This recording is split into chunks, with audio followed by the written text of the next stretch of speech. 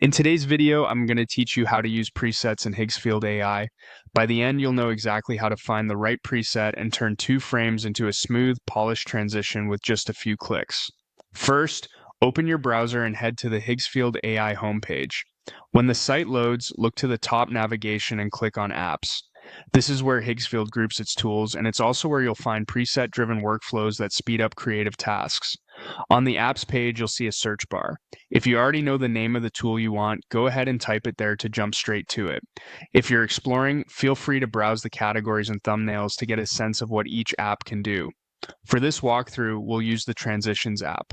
Click on Transitions to open it.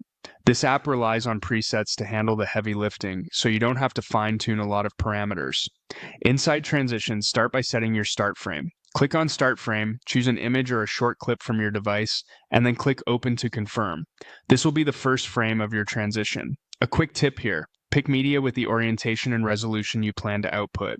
Matching aspect ratios between your start and end frames helps the preset produce a cleaner, more coherent result. Next, choose the transition preset you want to apply. You'll see options that determine how the motion and blending happen between your start and end frames. Preview the names and thumbnails and select the one that matches your intended feel, whether you want something subtle or more dynamic.